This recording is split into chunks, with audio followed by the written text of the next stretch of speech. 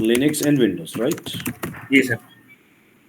And plus hosting, a static website. ये देखिए. Auto scaling. उसके बाद हम क्या करें, एक कॉमन ऑपरेशंस, जैसे क्या होता है कॉमन ऑपरेशन? VPC. स्टॉप करना, स्टार्ट. स्टॉप करना, टर्मिनेट करना, राइट, स्टार्ट करना. उसके बाद हम देखेंगे उसमें upgrade, keep a recovery, migration और रिकॉन्फ़िगरेशन, समरी.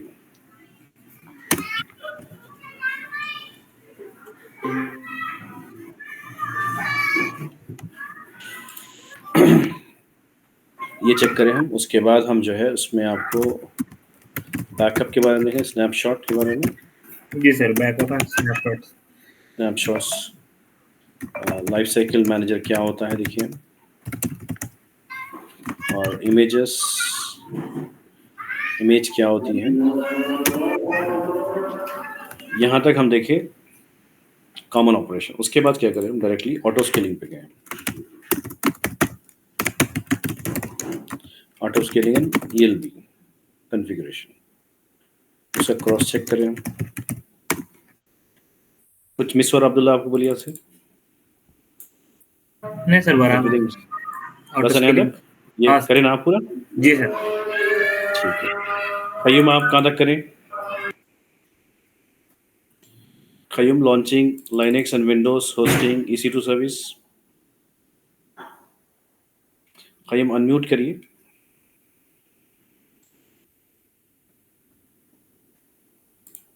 मीटिंग में.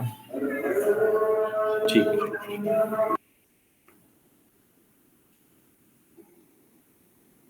वेट.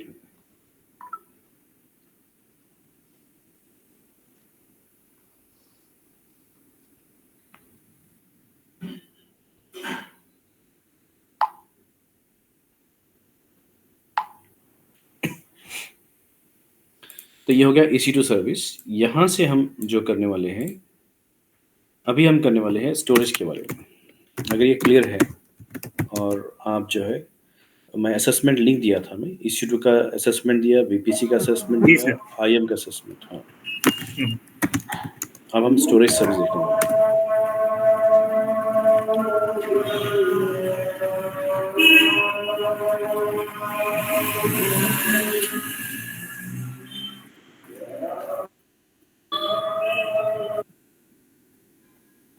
म्यूट कर, थोड़ी देर म्यूट कर दीजिए.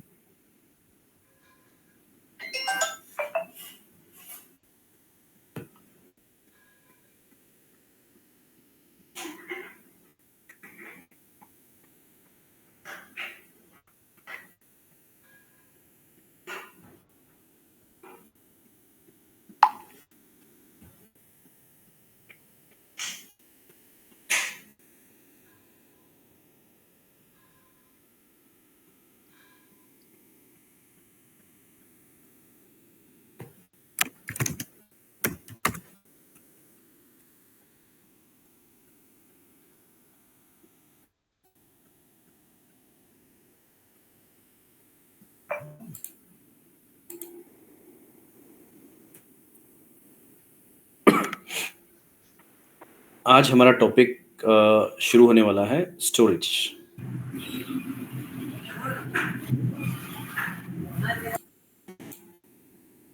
Storage as rental service on AWS cloud. Cheapest compared to on-premises, easy to access from anywhere, highly durable, secure and faster. Amazon server as a rental दे रहा है, network as a rental दे रहा है, storage as a rental दे रहा है.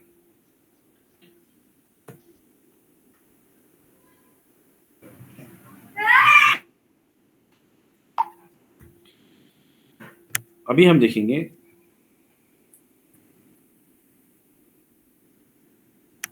Storage type. जब स्टोरेज की बात कर रहे हैं तो ये क्यों स्टोरेज इस्तेमाल करते हैं, जरूर एक एग्जांपल बताता हूं मैं इसको.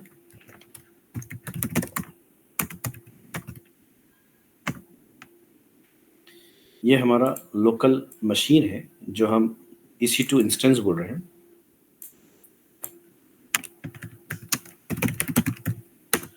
जिसमें हम एक जो है ना EBS वैल्यूम, मतलब अमेज़न की तरफ से जो लोकल डिस्क होती है, जो EC2 को अटैच होती है, जिसमें ऑपरेटिंग सिस्टम एप्लीकेशन रन करते हैं, उसको बोलते हैं local disk. Local disk.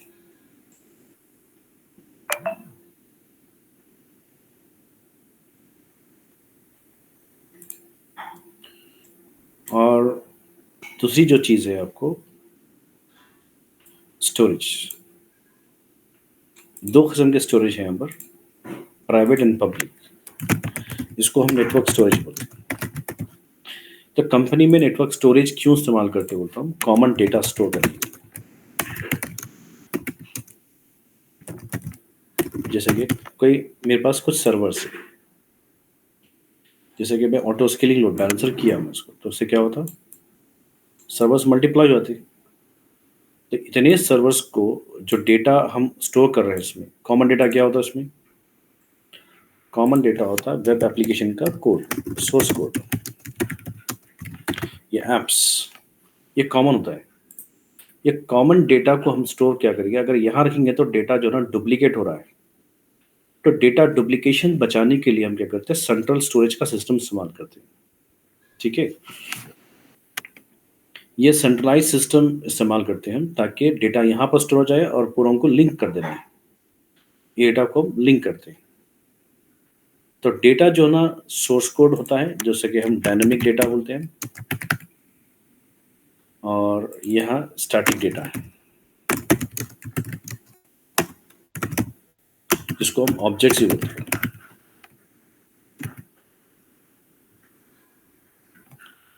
Group में मैसेज करिए खय्यम को, अभी खय्यम ज्वाइन कीजिए ना, just so he can attend freshly. जी सर। खय्यम को मैसेज करिए ना एक बार ग्रुप में, ज्वाइन करके निकल जाए। ज्वाइन, ओके वो ज्वाइन करो बोलना सर उनको। हाँ ज्वाइन करो, क्लास स्टार्ट हो गई ना, मिस कर लास्ट टाइम क्लासेस में।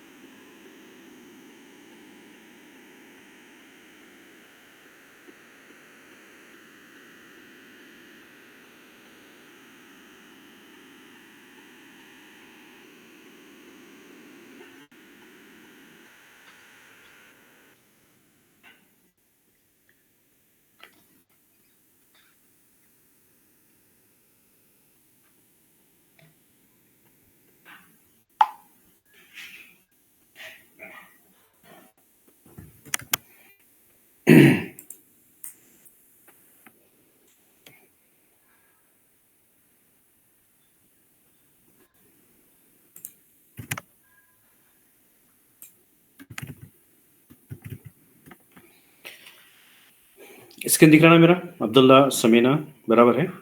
जी सर बराबर। सॉरी।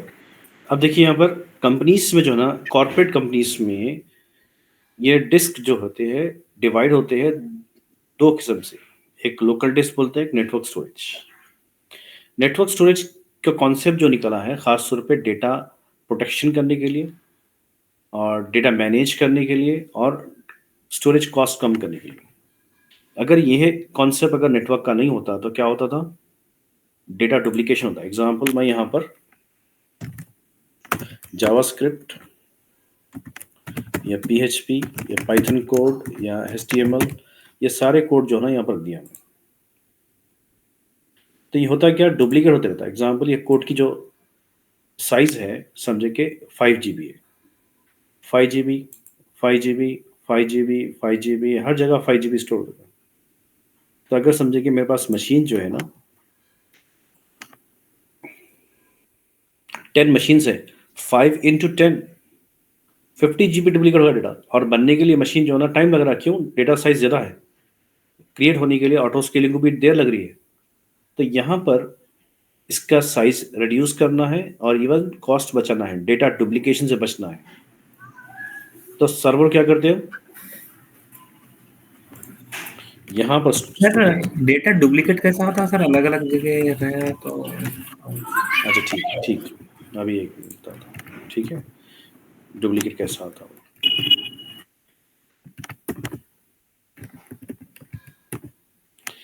अभी ये समझिए हमारा डेवलपर है, ये हमारा एक मशीन है, लास्ट टाइम जैसा हम क्रिएट किए थे, लॉन्च किए थे हम।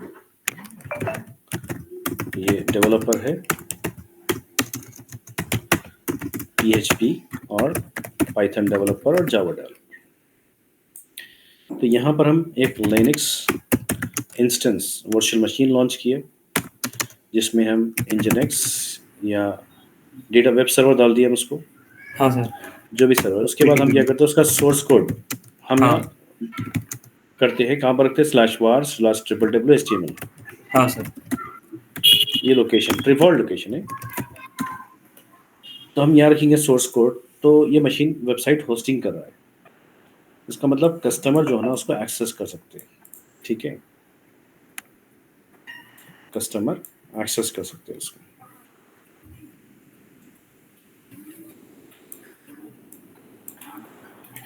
कस्टमर एक्सेस कर सकते हैं। अब यहाँ पर हाई अवेलेबिलिटी के लिए क्या करें हम, ऑटो स्केलिंग लोड बैलेंसर कर ऑटो दिया। Scaling load balancer. तो ये ऑटो स्केलिंग को ये इसकी इमेज दे दी अपन, तो क्या होता बोलिए, डुप्लीकेट होता नहीं होता? हाँ डुप्लीकेट होता है, मल्टीपल सर्वर बनते हैं जैसे। समझे क्या, सोर्स कोड का जो साइज है, सोर्स कोड का साइज क्या है, 5 GB समझिए। अच्छा तो multiple 5 GB 5 GB 5 GB 5 GB भाई डुप्लीकेट हो रहा है ना। अगर 50 हाँ सर्वर सर। भी हो गया तो 50 550 इंटू 5 GB, ओके। आई समझ में। जी तो सर। साइज बढ़ रहा ना, और इवन जो है ना ऑटो स्केलिंग ये मशीन को बनाने के लिए 5 मिनट्स के ऊपर ले रहा, साइज टाइम ले रहा, क्यों? साइज ज़्यादा है हाँ ना, हाँ बनाने के सर। लिए टाइम लग रहा उसको। तो नेटवर्क बैंडविड्थ का यूसेज हो रहा उसमें, आपकी डिप्लॉयमेंट लेट हो रही इसमें, और इवन जी कॉस्टिंग सर। डुप्लीकेट हो रहा, अननेसेसरी डेटा डुप्लीकेट हो रहा। तो उसके लिए कॉन्सेप्ट क्या निकलते, स्टोरेज। अब यहाँ पर जो डेटा होता है कोड में, कभी 2 किस्म का डेटा होता है। क्या होता है, एक एप्लीकेशन ऑब्जेक्ट्स होते हैं, एप्स ऑब्जेक्ट्स बोल सकते हैं, और एक आपका सोर्स कोड। सोर्स कोड में क्या होता है, PHP है या पाइथन है, जो भी है कोड आपका ये रहेगा, जावा है ये कोड रहेगा, प्लस HTML CSS, ये जो भी जो ना आप कोड रहेगा ये अवेलेबल रहेंगे उनके पास। अब ये जो ऑब्जेक्ट बोल रहे हैं हम, तो ऑब्जेक्ट किसको बोलते हैं हम, लोगोस है या ऑडियो है या वीडियो है या PDF फाइल्स है, ये सारे क्या हो गए, ऑब्जेक्ट्स बोलते हैं। ऑब्जेक्ट। तो हम फ्लिपकार्ट अब खोलेंगे, हम फ्लिपकार्ट खोल के देखेंगे। हम फ्लिपकार्ट में देख लीजिए आप, फ्लिपकार्ट जो है ना प्रोडक्ट सेल कर रहा है, इलेक्ट्रॉनिक है, इलेक्ट्रिकल अप्लायंसेस है, क्लोथिंग है, फैशंस है, मोबाइल्स है, ग्रोसरीज है, ब्यूटी है, और बहुत सारे जो अप्लायंसेस बेच रहा है। तो एक मिलियंस ऑफ प्रोडक्ट्स उसके, एक प्रोडक्ट के 10-12 फोटो होते, जी सर। और रिव्यूज़ के लिए वीडियो भी डालते हैं, तो स्टोर होना चाहिए ना हमेशा। हाँ सर। तो इसका मतलब वीडियोस, फोटोज़, ये बहुत सारी चीज़ें हैं यहाँ पर। हम्म। तो आप समझे कि अगर समझे कि वीडियोस एंड फोटोज़ अगर मैं एप्लीकेशन में डाल रहा हूँ, तो डेटा तो बहुत डुप्लीकेट है ना। हाँ सर। तो हम क्या करते हैं, ये फोटोज़ एंड वीडियो को अमेज़न क्या बता रहा है कि हम, अमेज़न 3 स्टोरेज कॉमन आपको दिया अवेलेबल। एक तो बोलते हैं हम local storage, local storage. Amazon बोला कि ये ऑपरेटिंग सिस्टम ऐप्स डालने के लिए रख लो उसको। ये जो स्टोरेज अटैच हो रहा है इंस्टेंस को, वर्चुअल मशीन को, EBS बोल रहे हैं जिसको, नाम क्या उसका, EBS वैल्यू। यस। ये जो स्टोरेज है, जो अटैच हो रहा है EC2 इंस्टेंस पे, इस पे ऑपरेटिंग सिस्टम एप्लीकेशन डालने के लिए रख लो उसको। और रिमोट स्टोरेज अमेज़न बता रहा है कि हम रिमोट स्टोरेज भी प्रोवाइड कर रहे हैं आपको, जिसका नाम क्या बता रहे हैं हम लोग? S3 S3 bucket EFS। EFS क्या बता रहे हैं? EFS। EFS। तो नहीं सर, सॉरी, मेरा ये था, लेकिन इस तो डेटा मिरर होने से इसको क्या कंसर्न है सर? वैसे तो डेटा ठीक है, ठीक है। मिरर डेटा हो रहा है मिरर होने सब से कुछ। क्या हो रहा मिरर होने से क्या हो रहा मालूम? डेटा डुप्लीकेशन होने से, एक तो डेटा डुप्लीकेशन मतलब क्या होता है, कॉस्टिंग बढ़ती है, स्टोरेज कॉस्टिंग होती है। स्टोरेज की जो है ना कॉस्ट ज़्यादा होती है ना। अगर एक जी हार्ड सर, डिस्क लो आप मार्केट से, 2 TB की हार्ड डिस्क लीजिए आप, तो 6,000 रुपये 2 TB की हार्ड डिस्क, 5-6 हज़ार रुपये लगा लीजिए। तो अब मैं एक हार्ड डिस्क लगा रहा हूँ, एक वैल्यू समझे कि यहाँ पर लगा रहा हूँ, डेटा जो ना क्या हो रहा है, सब कॉमन सर्वर में चाहिए। तो मैं जी जो ना सर। 5 GB या 10 GB का डेटा है, 10 GB अगर समझे कि मेरे पास 40 मशीन है, 40 मशीन तो क्या होता है, 10 GB इंटू 40 कितना हो रहा है? 10 GB 10 कितना होता है? 100 GB। 100 GB 100 into 4 400 400 GB। ठीक है, 100 इंटू 4 क्या होता है? 400 GB। 400 GB जो है ना आपको यूटिलाइज करो। 400 GB खरीदना पड़ेगा ना स्पेस, जी सर। समझ रहे, कंपनी को खरीदना पड़ा, और हाँ। हो सकता है सर्वर्स और बढ़ गए। अच्छा, और और इवन ये डाटा तो स्ट्रीम हुए तो और सर्वर बढ़ सकते हैं, एक तो राइट? है, एक तो हो रहा कंपनी को कॉस्टिंग बढ़ी है। ठीक है, जी अपने सर। सोल्यूशन क्या देखना है कि जब हम कोई चीज़ डिज़ाइन कर रहे हैं तो कॉस्टिंग नहीं बढ़ना है। ठीक है, जी। कॉस्टिंग कम होना है। तो क्या हाँ लॉजिक इस्तेमाल करें, कैसा डिज़ाइन करना है। तो यहाँ पर एक तो कॉस्टिंग, उसका डिप्लॉयमेंट टाइम भी जा रहा है। जब एक सर्वर बना रहा है ऑटो स्केलिंग, तो उसको अगर 2 मिनट लग रहे हैं, तो ये अगर डेटा है तो उसमें 10 मिनट लग रहे हैं, तो टाइम ही बढ़ जा रहा है। बिजनेस का टाइम बहुत इंपॉर्टेंट होता है, जी कोई सर। डिप्लॉय करने का टाइम लग रहा है, तो टाइम और कॉस्टिंग की बहुत प्रॉब्लम हो रहा है यहाँ पर। तो हम क्या चाह रहे हैं कि भाई, अमेजोन क्या कर रहा है, बोल रहा है कि भाई रिमोट स्टोरेज का कॉन्सेप्ट इस्तेमाल करो, क्योंकि हम इंफ्रास्ट्रक्चर में, फिजिकल इंफ्रास्ट्रक्चर में वही इस्तेमाल करते हैं, स्टोरेज बहुत कॉस्टली होते हैं। हाँ सर। स्टोरेज सर्वर जो है IBM के, इसके सर्वर जो है ना बहुत कॉस्टली होते हैं। तो वो सर्वर जो है ना आपको 5 लाख 10 लाख के सर्वर होते हैं।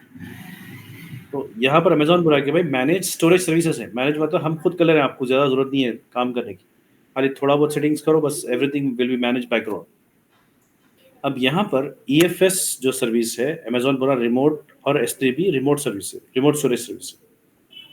तो EFS के लिए इस्तेमाल करें फॉर डायनेमिक रिमोट डेटा, और डायनेमिक डेटा। और for static data. Static data का मतलब क्या है, ऑब्जेक्ट्स बोलते हैं। फोटो, ऑडियो, वीडियो, जो डेटा जो बार बार चेंज नहीं होता, खाली रीड करते हैं बहुत सारे लोग, मतलब ज़्यादा रीड करते हैं। Mostly data which is what, read. लोग जो ना यूट्यूब चैनल पे है, यूट्यूब एक एप्लीकेशन है, यूट्यूब के एप्लीकेशन पे ज़्यादा क्या है, वीडियोस। वीडियो देखते हैं, स्टैटिक डेटा ज़्यादा। वीडियो से। हाँ, स्टैटिक डेटा खाली रीड कर रहे हैं बहुत सारे लोग। अगर हाँ समझेंगे सर। मिलियंस ऑफ लोग कनेक्ट कर रहे हैं उसको, आपको जो ना मिलियंस में से क्या हो रहा है, 95-98% जो ना खाली रीडिंग कर रहे हैं, अपलोड बहुत कम कर रहे हैं। हाँ सर। एक ही बार करते हैं अपलोड। अगर मैं अपलोड कर दिया तो मेरे जो ना 90 व्यूज है, समझिए मेरे, तो 90 लोग, 90 1 मिलियन 2 मिलियन व्यूज है मेरे, तो 2 मिलियंस लोग देख रहे हैं उसको मेरे वीडियो, राइट, रीडिंग ज़्यादा हो रही है ना। हाँ सर। तो रीडिंग का जो डेटा होता है, ऑडियो, वीडियो, फोटोज, ये सारे कहाँ रखना है, स्टैटिक। समझे। नेटफ्लिक्स है, नेटफ्लिक्स के पास भी क्या है, रीड वाले डेटा वीडियोस है ज़्यादा ना, है। वीडियोस है उसके पास भी, समझ रहे। अगर समझेंगे इसी तरीके से बहुत सारे एप्लीकेशंस हैं जहाँ पर उसका डेटा, जैसे फ्लिपकार्ट है, अमेजोन है, अलीबाबा है, ऐसे बहुत सारे ई कॉमर्स एप्लीकेशन हैं जिसके प्रोडक्ट्स हैं, उनके फोटोज एंड वीडियोस बहुत भरे हुए हैं। तो वो डेटा जो है ना आपके उस किस्म का डेटा को क्या करना, हम क्या करना उसको, ऑब्जेक्ट कितने भी रहेंगे ना, हाँ सर। अमेजोन क्या बोला उसको, ये बेस्ट है आपके, उसके लिए डिज़ाइन करे बोला। ऑब्जेक्ट बेस्ड स्टोरेज बोलते हैं उसको, ऑब्जेक्ट बेस्ड स्टोरेज। स्टोरेज। तो सब सस्ती रहेंगी, चीपेस्ट रहेंगी। जितने भी स्टोरेज अमेजोन प्रोवाइड करा उसमें चीपेस्ट स्टोरेज क्या है, ऑब्जेक्ट बेस्ड। Object storage. इसमें रीड ऑपरेशन ज़्यादा कर सकते हो, उसकी कैपेसिटी जो दिया रीड ऑपरेशन की।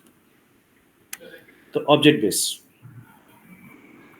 ये हो गया आपका पर्पस मालूम हो गया, S3 नाम मालूम हो गया, सिंपल स्टोरेज सर्विसेज। EFS किसके लिए है, for dynamic data. Dynamic data मतलब एक फाइल है जो बार बार चेंज होती रहती है, तब्दीलियाँ हो रही हैं, उसको यूटिलाइज करती है। ये क्या होता है बोलिए आप? जावा, पीएचपी, डॉट नेट, ये सारे कोड जो होते हैं डायनेमिक कोड बोलेंगे, डायनेमिक एप्लीकेशन। तो कहाँ स्टोर करेंगे हम? ईएफएस में। अमेजॉन बोला कि जो डेटा रीड एंड राइट होता है ज़्यादा, तो उसको क्या है, डायनेमिक स्टोरेज मतलब ईएफएस में करो। EFS is very faster and low latency, ultra low latency transmission to the customer जो ना फटाफट फास्ट तरीके से जो ना आपको डेटा एक्सेस कर सकते हैं। रीड एंड राइट, दो चीज समझ गया। अब यहाँ पर क्या करते हैं, सोर्स कोड आपका ऑपरेटिंग सिस्टम प्लस एप्स, जो लोकल स्टोरेज में जो रहेगा एप्लीकेशन रहेगा या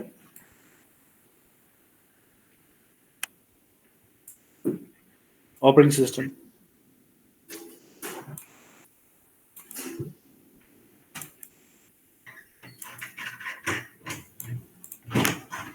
क्लियर हुआ? ऑपरेटिंग सिस्टम एप्लीकेशन यहाँ नहीं आते हैं। इसको डिजाइन किया गया सिर्फ डेटा के लिए, रॉ डेटा के लिए। जो रनिंग ऑपरेटिंग सिस्टम एप्लीकेशन है लोकल डिस्क डालना पड़ेगा। अब यहाँ डिफरेंसेस पूछते हैं आपको, क्या डिफरेंसेस है तीनों में, डिफरेंसेस क्या है?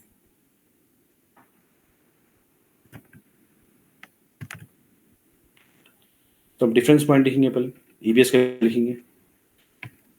एक तो लोकल स्टोरेज है, उसके बाद क्या, पे एज यू अलोकेट है, लिमिटेड टू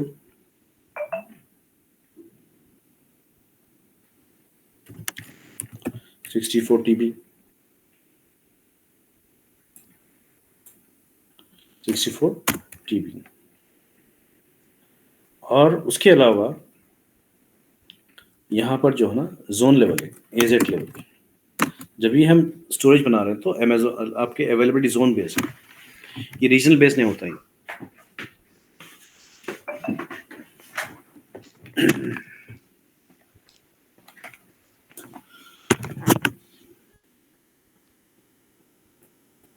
अब यहाँ पर ईएफएस में जाएंगे तो क्या बोलेंगे, रीजनल बेस है। उसके बाद क्या है आपको यहाँ पर, रिमोट स्टोरेज है और पे एज यू गो मॉडल है, अनलिमिटेड स्टोरेज, है और रीजन लेवल है।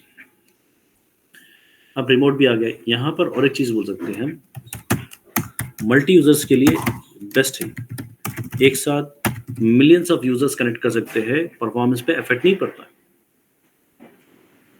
तो इसी तरीके से आपको जो है ना ये कॉमन फीचर्स आप किसे मिलेंगे, आपको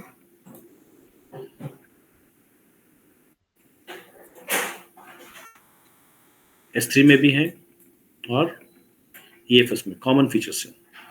जी सर। और यहाँ पर क्या है, सिंगल यूजर बेस है, मतलब जो डिस्क बनाई गई है सिंगल यूजर के लिए। अगर ज्यादा लोग कनेक्ट हो गए तो सिस्टम स्लो आ जाता। ये हो गया एक। इसके बाद यहाँ पर देखेंगे और एक जो डिफरेंसेस है, 4 पॉइंट बोलना जरूरी है आपको इंटरव्यूज में। यहाँ पर ये कॉस्टली है, सबसे कॉस्टली जो है ना स्टोरेज यही है। और ये क्या है आपका, ड्यूरेबल ज़्यादा है, मतलब 11 9 ड्यूरेबल है वो, 11 9 ड्यूरेबल। S3 और EFS 11 9 ड्यूरेबल से। 11 9 ड्यूरेबल का मतलब क्या है,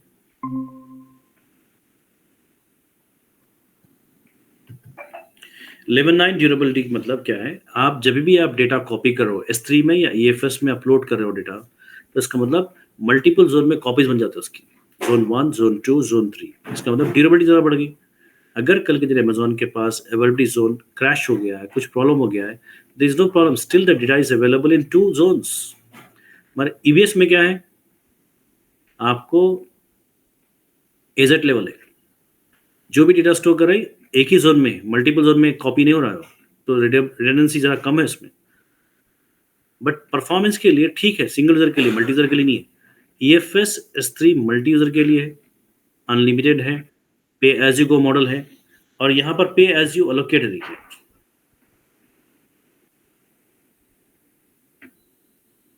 पे एज यू लोकेट का मतलब क्या है? ईएफएस नहीं है ना सर, लाइक लीगल बेस्ड। पे एज यू लोकेट का मतलब क्या है? अगर समझे कि मैं ईबीएस में 100 जीबी अलोकेट करा मैं स्पेस और इस्तेमाल कर रहा हूँ सिर्फ 20 जीबी, तो पेमेंट क्या करना है मेरे को?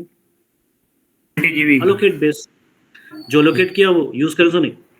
तो इसमें केयरफुल रहना चाहिए आप एज ए क्लाउड इंजीनियर, आपको लेना चाहिए कि एबीएस वैल्यू जितनी चाहिए उतनी लेना चाहिए, बाद में जब चाहे उतना बढ़ा सकते हो, ये तो कॉस्टिंग बढ़ जाती है। ईएफएस एस3 में क्या है? पे एज यू गो मॉडल, जितना यूज करेंगे जितना स्टोर करेंगे उतना ही कॉस्ट पे करना है,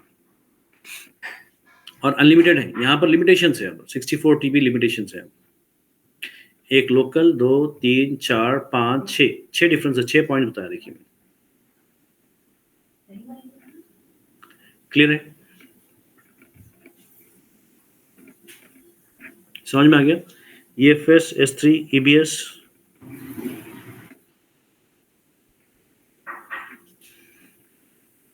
S3 में जो है ना, मेरा एप्लीकेशन जब डेवलपर ला के दिया मुझे कोड ऑब्जेक्ट्स, तो उठाए कहाँ दिया मैं उसको? स्टैटिक वेबसाइट, मतलब आपके S3 में रखा मैं। क्यों रखा S3 में मैं उसको? क्योंकि S3 डिजाइन किया गया ऑब्जेक्ट स्टोरेज के लिए। सबसे सस्ती हार्ड डिस्क आपको जो ना स्टोरेज सर्विस अमेजोन के पास S3 है, जिसमें रीड राइट वंस है, रीड मेनी टाइम्स है।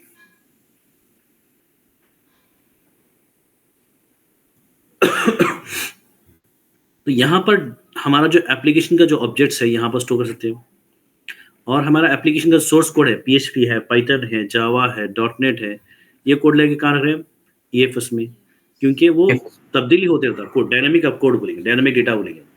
तो ये कोड क्या, डेटा क्या करते हैं? लिंक करते हैं, हर EBS वैल्यू में लिंक डालते हैं। ये लिंक टेक्निकल वर्ड में क्या बोलेंगे हम? मॉन्ट बोलते हैं। टेक्निकल लैंग्वेज में मॉन्टिंग बोलते हैं, मॉन्ट, और मैप बोलते हैं। अब यहाँ पर EFS S3 और EBS का डिफरेंसेस मालूम हो। You cannot install operating system on EFS and S3, only you have to have what? EBS.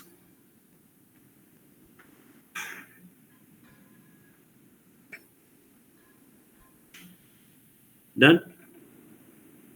Is it clear, everyone? जी सर। सर ठीक है, अब मैं इस पे फिर स्टोर पे जा रहा हूँ थोड़ा सा आपको ले जाने के लिए। तो अमेजोन के ओवरऑल स्टोरेज कितने टाइप्स का है? 2 टाइप्स का, local storage and remote storage, और नेटवर्क स्टोरेज। लोकल स्टोरेज को EBS बोलेंगे, elastic block storage. Network storage को S3 simple storage service, EFS elastic file system.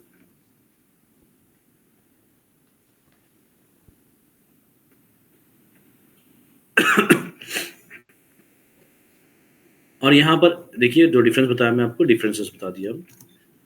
उसके बाद अमेजोन जो ऑफर कर रहा है सर्विसेज, और ख़ास तौर पे जो ना आपको ये देखिए, अब यहाँ पर ये देखना है कि स्टोरेज की टेक्नोलॉजी क्या है। अमेजोन और माइक्रोसॉफ्ट, गूगल, उनके इंफ्रास्ट्रक्चर में कौन सी स्टोरेज इस्तेमाल कर रहे हैं, कौन सी टाइप की डिस्क टेक्नोलॉजी इस्तेमाल कर रहे हैं। पहले इस्तेमाल करते थे HDD जो ना पुराना हो गया है, जो बड़ा सेंसिटिव था, इंपॉर्टेंट डेटा है मगर सेंसिटिव हो गया। क्यों? मेरे लैपटॉप या डेस्कटॉप पे आपका हार्ड डिस्क लगी हुई है, बट मेरे लैपटॉप को क्या है, थोड़ा सा पावर इश्यू से पावर फ्लक्चुएट हो रहा है, या पावर फ्लक्चुएट होना, या पावर जो होना आपको फ्लिक आपकी जो है ना ऑन ऑफ हो जाना डायरेक्टली। तो जब भी हार्ड डिस्क पे हम काम कर रहे हैं HDD पे, ये ओल्ड ट्रेडिशनल वे पर है कॉन्सेप्ट,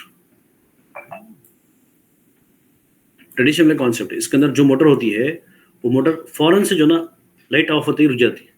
तो इसमें क्या है, डेटा करप्शन हो सकता है। और अगर मैं इसको 3 फीट से ड्रॉप कर दूं, तो हार्ड डिस्क के चांसेस क्या है, सिर्फ 5% है लाइव होने के लिए। अगर SSD की बात करें, डेटा सब प्रेजेंटली ओवरटेक कर लिया है HDD से। SSD is super fast, 20 times faster than HDD। एक दूसरा क्या है, रिलायबिलिटी, क्योंकि आपको जो ना हार्ड डिस्क में अगर 10 फ्लोर के ऊपर से ही फेंक दो, तो हार्ड डिस्क को जो चांसेस क्या रहेंगे, 1-2% रहेंगे कि डेड हो सकता है वो। इसका मतलब 98.8% कोई चीज़ उसको प्रॉब्लम नहीं होगा। अगर पावर फ्लक्चुएशन है आपके पास, ग्राउंडिंग का प्रॉब्लम है, तो सिस्टम्स खराब होते हैं। तो यहाँ पर एसएसडी जो होती है, आपको पावर आपके जो ना रेसिस्टेंस है जो अटैच लिया था, उसमें कोई मोटर नहीं है। एचडीडी मोटर थी, वो प्रॉब्लम था। यहाँ पर कोई मोटर नहीं है, कुछ नहीं है, डायरेक्ट आपके जो ना जेब में रख सकते हैं आप, 5 या 10 रख सकते हैं आराम से। तो इतना साइज कॉम्पैक्ट भी है, कॉस्टिंग भी अच्छी है, but performance excellent.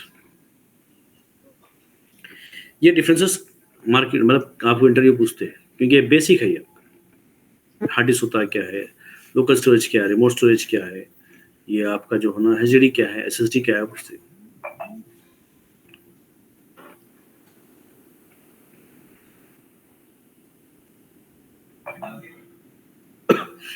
Movies, photos, document रखना है तो बेस्ट क्या है, HDD. SSD as a first primary value, इसके लिए इस्तेमाल कर रहे हैं, कोई एसएपी एप्लीकेशन डाल रहे हैं हम, या ओरेकल एप्लीकेशन, गेमिंग एप्लीकेशन डाल रहे हैं, तो एसएसडी तो परफॉर्मेंस स्लो हो जाता।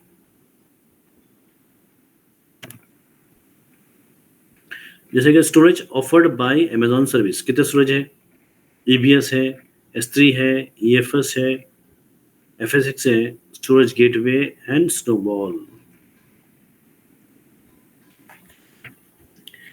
अब ईबीएस तो हम बता दिए, एस3 बता दिए हम, और ईएफएस बता दिए। ईएफएस सिर्फ लिनक्स के लिए काम करता है, पॉइंट लिख लीजिए। ईएफएस सिर्फ लिनक्स सर्वर को लिंक कर सकते हैं, मॉनिटरिंग कर सकते हैं, विंडोज नहीं कर सकते। अगर विंडोज को करना है तो एफएसएक्स करना है। अब विंडोज को देखना तो ना बराबर तरीके से, और FSS for Windows server. Storage gateway और स्नोबॉल क्या है, स्टोरेज गेटवे एक कनेक्टर है आपके ऑन प्रेमिसेस को और आपके क्लाउड को कनेक्ट करने के लिए, ताकि जो भी डेटा हम सेव करें ऑन प्रेमिसेस में, ऑटोमेटिकली ईएफएस पे जाके स्टोर हो जाए। तो ये होता है स्टोरेज गेटवे।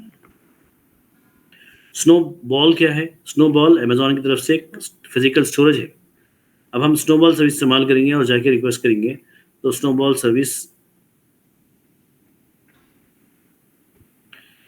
सर्विस आपके पास पहुंच जाएगी।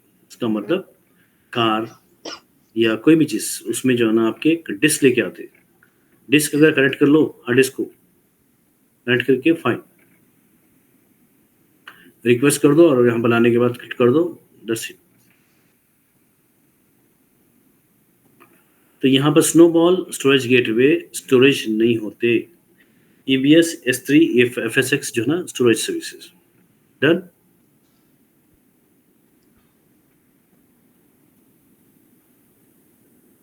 डन अब्दुल्ला।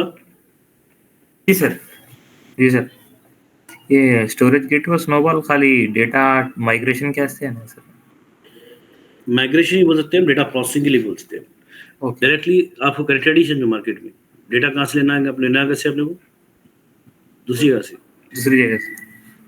हाँ, तो हाइब्रिड स्टोरेज बोलते हैं। हाइब्रिड स्टोरेज मतलब लोकल में भी है सिस्टम, क्लाउड पे भी है। क्लाउड में भी, okay. Okay, to and fro data move करने का। जी। अब हम बोलिए cheapest of all storage, 99.11.9% offer old object level range. ये देखो क्या है, network storage. It's a worm with one's cut, one's right and one multiple time hits. Fully managed servers prevent networks management to other object. Cheapest price, 11.99% durable. Once your upload object is, it will copy into 3 zones, which make durability. Enables unlimited.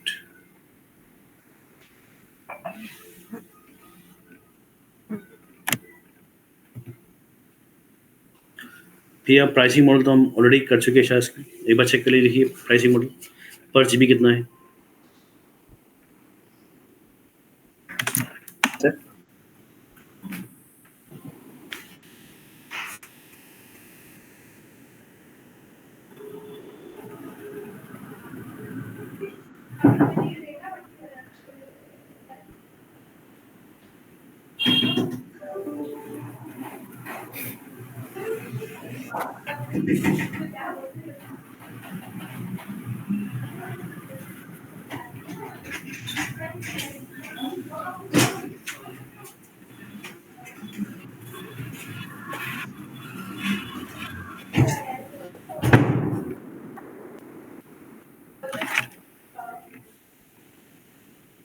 खाली ऊपर का लिखिए, एक पर GB जो ना Amazon जो charge करा स्टोरेज पे 0.023 पर जीबी पर मंथ होता है, और 10 जीबी अगर मैं स्टोर कर रहा हूँ तो उसको जो ना मल्टीप्लाई करूंगा तो $0.23 हो रहा है। उसको आईएनआर में अगर काउंट करेंगे तो अपने को 18.4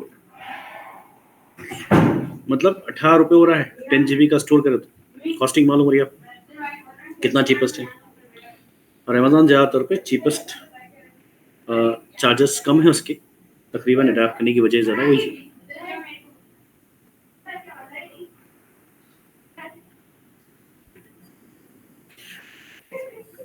ठीक है, लिख लिया आप लोग 2 पॉइंट। और पहले से बताया था मैं रीजन वाइज क्या है, यस यस रीजन वाइज जो ना प्राइस अलग अलग होता है, क्यों टैक्स अलग होता है ना। जी सर। और ये तो अभी बताए हम। और एक यहाँ पर जो ना खास तौर पे जितना ज़्यादा इस्तेमाल करेंगे ऑटोमेटिकली एक लिमिट के हिसाब से अमेजोन और चार्ज कम करता, 0.023 है ना। अगर 50 टीबी के ऊपर जा रहे हैं तो इसका मतलब फिर और चार्ज कम करेगा, क्योंकि पॉलिसी है उसकी। कस्टमर को जो है ना आपको फैसिलिटी देने के लिए, आपको सेल्स बढ़ाने के लिए ना एक कॉन्सेप्ट किया था, जितना इस्तेमाल करेंगे उतना इंकरेज करते हैं, ज़्यादा यूज़ करो भाई, ये पॉइंट भी रखना। अब यहाँ पर जो है ना क्लासेस के ऊपर यहाँ पर एक टॉपिक चलेंगी क्लासेस के ऊपर, अभी नहीं, अभी नेक्स्ट स्लाइड में बताऊंगा मैं क्लासेस किसको बोलते हैं। इंटरव्यू में सवाल होता है कि स्टोरेज क्लासेस क्या होती है, ठीक है। अब यहाँ पर तो हम आपको S3, EFS, EBS के डिफरेंसेस बोलने आ गया। पहला क्वेश्चन इंटरव्यू होता है, have you work with the storage services, what are services you work, EBS, EFS, S3, but can you say something differences between this, when to use what। आपकी logic वही होती है कि कौन सी चीज़ कब स्टोर करना है। एग्जाम्पल, मेरे पास वीडियोस फोटोज पड़े हैं, तो क्या EBS में डालूं, EFS पे रखूं।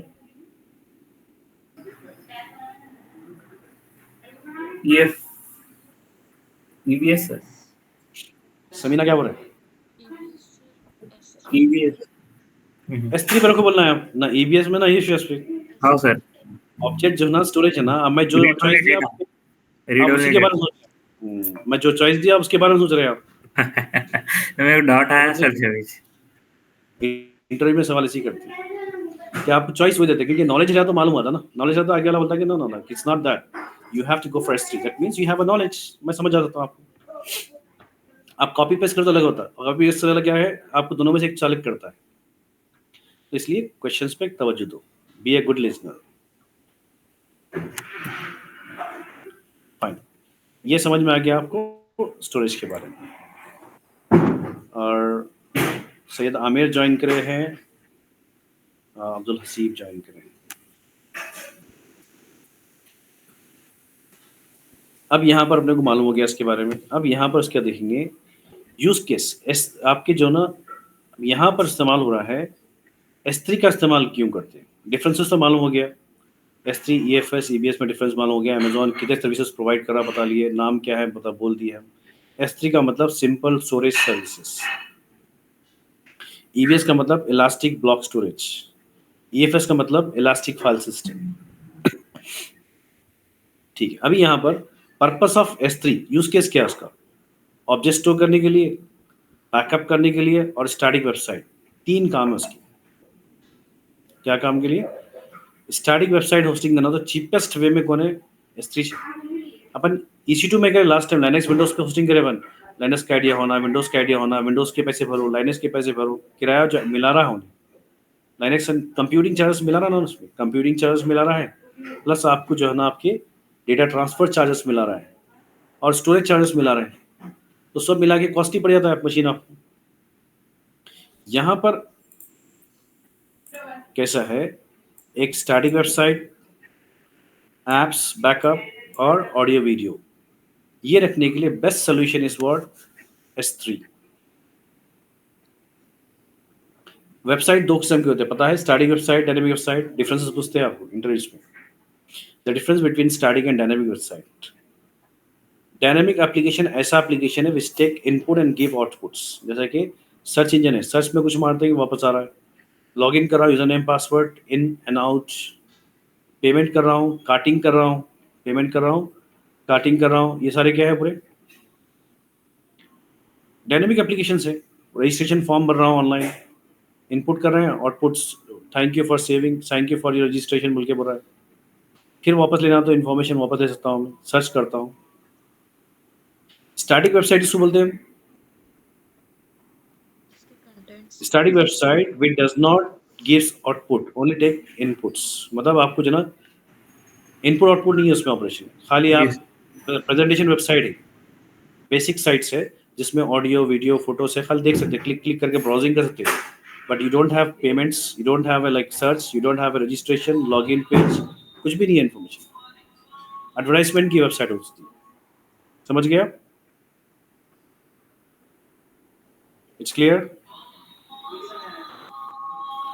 तो यह है पर्पस आपके S3 का। तीनों सर्विस में सर्विस कोई सस्ती है? The best is what? S3 the cheapest of all.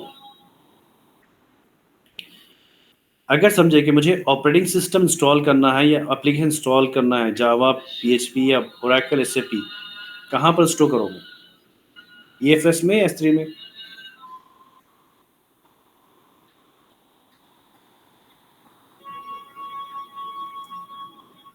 Application operating system, खासतौर पे ऑपरेटिंग सिस्टम EBS में स्टोर कर सकते हैं, इंस्टॉल कर सकते हैं।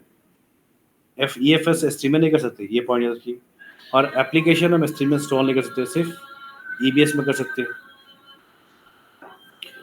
और अगर मेरे पास डेटा है, समझे कि बस एक्सेल की शीट है कुछ, और मेरे सेल्स डिपार्टमेंट के जो ना लोग एक्सेल पे काम कर रहे हैं, और उनके लैपटॉप से एक्सेल शीट शेयर कर दिया मैं, और पूरे लोग काम कर रहे हैं एक्सेल पे, एक ही शीट पे काम कर रहे हैं, तो कहाँ रखना फाइल वो? EBS में रखो, S3 में रखो, EFS में रखो?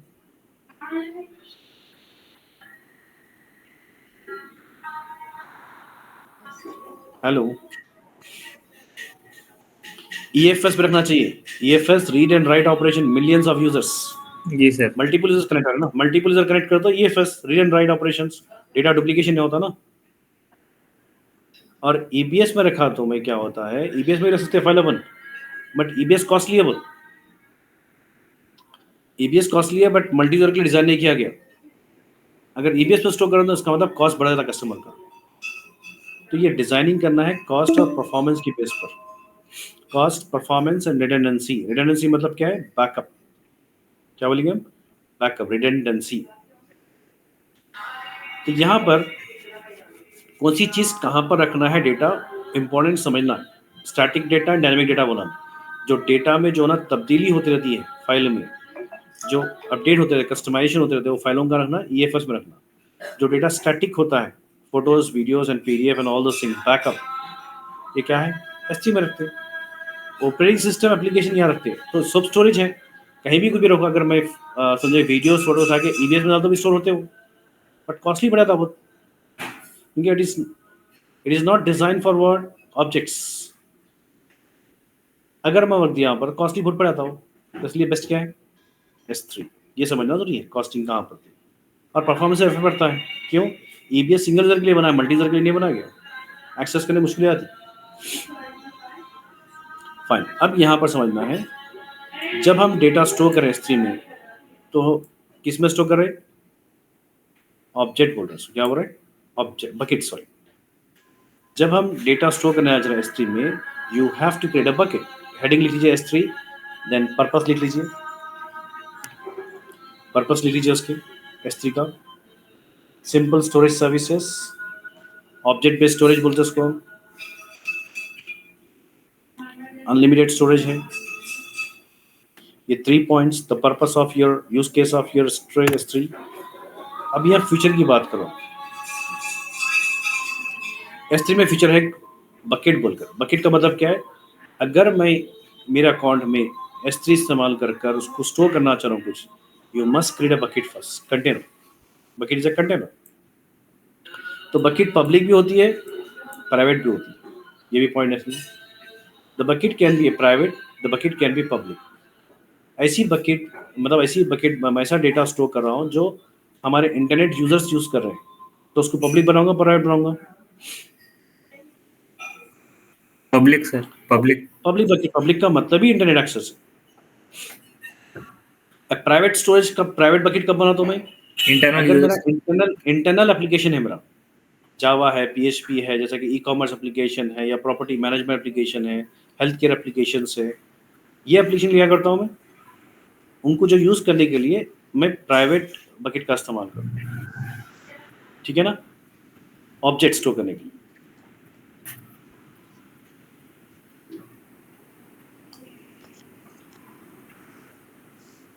उसके बाद वर्जन कंट्रोल क्या होता है? वर्जन कंट्रोल एक फीचर है स्टोरेज में।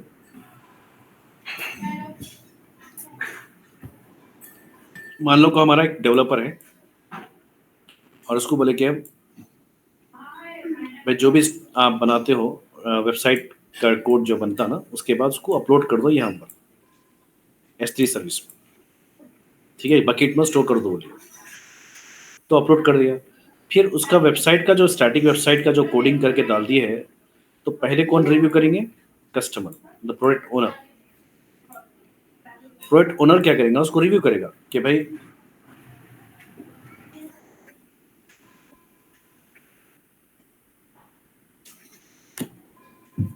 वेबसाइट जो है बराबर है नहीं है उनके हिसाब से, उनके रिक्वायरमेंट के हिसाब से। तो ज़रूरी है कि जो ना पहले होस्टिंग में, पहले डिज़ाइनिंग में, डेवलपमेंट में कस्टमर बोलेगा भाई नहीं उसका थीम चेंज कर दो, उसका जो ना लोगो और बटन जो ना थोड़ा छोटा कर दो, और उसमें कॉन्टैक्ट नंबर और कुछ ऐड कर दो, और ये वापस कहाँ चलेगा रिक्वेस्ट? डेवलपर चलेगा। डेवलपर फिर वही फाइल में जो ना, वही फाइल की नाम index dot HTML, payment dot something, Python, PHP जो भी फाइल है उसको फिर चेंज करके फिर क्या करता है, फिर अपलोड कर देगा। तो यहाँ पर ऑलरेडी फाइल वो नाम से पड़ी है, दूसरी फाइल बना के डाला तो ओवरराइट नहीं करता उन्हें, डबल फाइल बनाता, 1 2 वर्जन 1 वर्जन 2 ऑटोमेटिकली करेगा। कब? अगर हम वर्जन एनेबल कर दिए बकेट पे, तो इससे क्या होता है, बाद में मैनेजमेंट को मालूम होता है कि कितने बार हम चेंज करें, और इवन बैकअप की तरह काम आता है। डेटा जब भी हम कुछ चेंज करते हैं तो ऑटोमेटिकली बैकअप बनती है ना, प्रीवियस डुप्लीकेट बनती है रही फाइल, मतलब एक कॉपी बनती जा रही है, एक वर्जन 1 वर्जन 2 वर्जन 3 वर्जन 4। तो ये जो है ना आपको वर्जन कंट्रोल का कॉन्सेप्ट है। जब भी हम होस्टिंग कर रहे हैं, ऐसा डेटा स्टोर कर रहे हैं, बार बार की फाइल में हम चेंज करते रहते हैं, जो नाम सेम है फाइल का नाम, बट उसमें चेंज करते रहे, अपलोड करते रहे, तो उन्हें ओवरराइट नहीं करना है, वर्जन कंट्रोल करना है। क्लियर होगा ये version control? Is it clear? Yes sir. तो वर्जन कंट्रोल का ऑब्जेक्टिव खाली ये ओवरराइड करने से बचाना है ना सर? Right right. तो आप क्या करना, उसको बैक, उसको एक्चुअली क्या हो रहा है, फाइल के जो ना इवन मैनेजमेंट सॉफ्टवेयर डेवलपमेंट में क्या होता है, कौन सा डेवलपर कितने बार किया चेंजेस, कितने बार रिक्वेस्ट आई, वही मालूम करना ना मेरे को, क्या जी डेट पे सर। क्या टाइम पे चेंज करे। तो वर्जन बनने से क्या होता है, आइडिया भी होता है कि कौन सी फाइल नहीं है, किस में पुराना डेटा है, किस में नया डेटा है। और कभी कस्टमर बोला कि भाई कितने बार दिए, तो ऑटोमेटिकली मालूम होता है कि 4 बार वर्जन है, तो 4 बार समझे कि मैनेजर डिसाइड करता है कि भाई 4 बार रिक्वेस्ट नहीं मांगो चेंज करने की।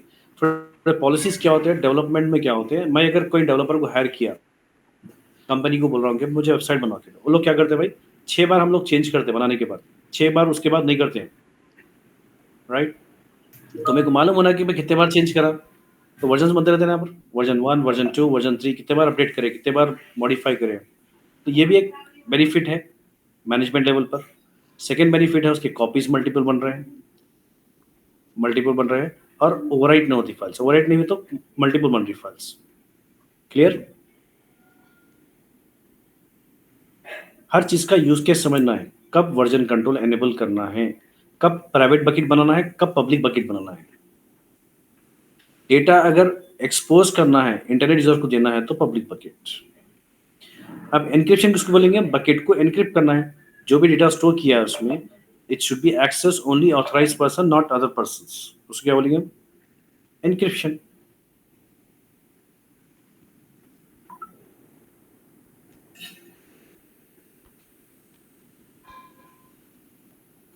राइट।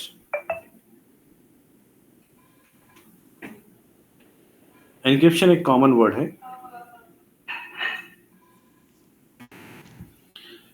उसके बाद है बकेट पॉलिसी। बकेट पॉलिसी क्या होती है? पॉलिसी का मतलब IAM में पॉलिसी देखिए हम। IAM की पॉलिसी में क्या करें हम? परमिशन से डिफाइन करें account permission. Level, who can access, who can access, who can not access बोल के बताएं हम। यहाँ पर बकेट पॉलिसी, पॉलिसी मतलब बकेट के अंदर जो डेटा है मेरा, कौन एक्सेस करता है, कौन एक्सेस नहीं कर सकता, और कस्टमाइज परमिशन देना चाह रहा हूं मैं। कौन सी आईपी से एक्सेस कर सकता है, कौन सी आईपी से एक्सेस नहीं कर सकता है, क्या डेट पे और क्या टाइम पे, मल्टी फैक्टर ऑथेंटिकेशन होना है एक्सेस करते वक्त, ये अगर डिफाइन करना चाह रहा हूँ मैं, it's only possible through bucket policy. एक S3 में फीचर है, you can define custom permissions with help of bucket policy. तो स्क्रिप्ट लिखते हो उसके लिए। कौन सी स्क्रिप्ट? Jason script. तो स्क्रिप्ट लिखते बोलते परेशान नहीं होना कि भाई मेरे कोडिंग नहीं आती, कैसा करूँ। इसमें टेम्पलेट बने बनाए, अमेजोन की तरफ से भी सैम्पल्स है, अमेजोन की तरफ से एक टूल है जनरेट स्क्रिप्ट। आपको कोडिंग नहीं आता, जस्ट पैरामीटर पास करिए, क्या होना आपको ऑटोमेटिकली जनरेट हो जाएगा। अब AI निकलने की तरफ से तो और आसान हो गया आपको। Even no need to write a single code and you can develop your own application. खाली आप कमेंट पास करिए, आपकी इंग्लिश में जो ना जो देना है दे दीजिए, AI जो ना आपके लिए एक वेबसाइट डेवलप कर देगा, एक एप्लीकेशन डेवलप कर देगा। तो यहाँ पर कोडिंग का कोई आज इंपॉर्टेंट नहीं है, राइट। ऑटोमेशन बहुत सारे टूल्स हैं। तो यहाँ पर सैम्पल्स बने रहते हैं, स्क्रिप्ट को हम खाली उसके आर्गुमेंट चेंज करना आता है, वो मैं बताऊंगा उसको। बट ये मालूम होना है कि what is private bucket, what is public bucket, what is version control, what is encryption, what is bucket policy, ये मालूम होना चाहिए। उसके बाद जो कॉन्सेप्ट हो रहा है, life cycle of storage classes. क्या बता रहा है? Storage classes. लाइफ साइकिल का मतलब क्या है? यहाँ पर अमेजोन क्या करा है, S3 को फिर क्लासिफिकेशन करा है 7 क्लास में। मतलब प्राइस कम करने के लिए, परफॉर्मेंस और प्राइस, परफॉर्मेंस कम होता तो प्राइस कम होता। तो अमेजोन बोल रहा है कि भाई standard class, standard IA infrequent access, one zone, glacier. Example, standard जब बोल रहे हैं हम, स्टैंडर्ड बोलते क्या हो गया अपने को? डिफॉल्ट स्टैंडर्ड स्टोरेज हो गई, जिसमें समझे कि 0.023 कॉस्ट कर रहा है, चार्ज कर रहा है। अगर मेरे को जो ना ज्यादा लोग एक्सेस करें डेटा को, तो मैं स्टैंडर्ड में डालूंगा, क्योंकि परफॉर्मेंस अच्छा रहेगा उसमें। It design for multiple users, frequently access करें, बार बार एक्सेस करें, बार बार एक्सेस करें। अगर समझे कि हमारे को इनफ्रीक्वेंट यूजर्स है, कभी हफ्ते में 2 बार, कभी महीने में 2 बार, 15 दिन में ऐसा कर रहे हैं इस्तेमाल, कभी कभी कर रहे हैं डेटा को, तो उसमें इनपुट आउटपुट ऑपरेशन जरूरत नहीं है उसमें।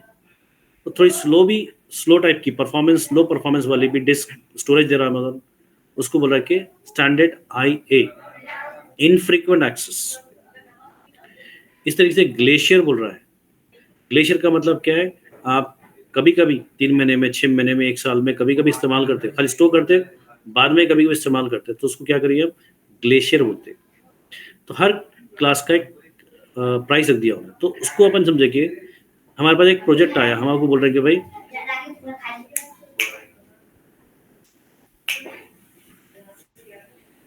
हमारे को बोल रहे हैं कि भाई ये क्लासेस जो है ना, क्या करना है, ऑटोमेटिकली स्वैप होना है। अमेजन बोला कि भाई शुरुआत जो ना स्टैंडर्ड में रखो, फ्रीक्वेंटली बहुत सारा इस्तेमाल कर रहे हैं, 40 दिन रखो, 40 डेज के बाद जो ना इस्तेमाल बहुत कम होता है, तो डेटा को क्या करो, दूसरी क्लास में ट्रांसफॉर्म कर दो, ट्रांसलेट कर दो। तो मैनुअल करेंगे तो बहुत एक्टिव होता है उसमें। रियल टाइम में जो ना आपको 2-3 बकेट नहीं रहते, 20, 30, 500, 400 बकेट होते। अब इतने बकेट जो ना इतने मैनेज करना हो तो मुश्किल है, याद करना था। तो ऑटोमेट करने के लिए इस्तेमाल करें वर्ड लाइफ साइकिल। इंटरव्यू पूछा था, what is storage life cycle, why to use, समझ गया? To swap, to swap the data from one class to the class in order to do what? In order to save the cost. Automation.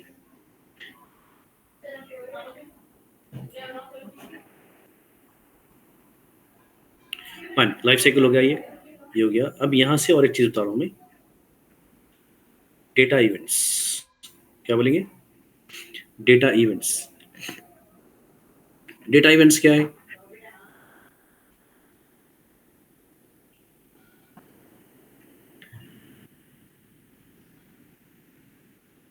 अभी हम एक काम करेंगे,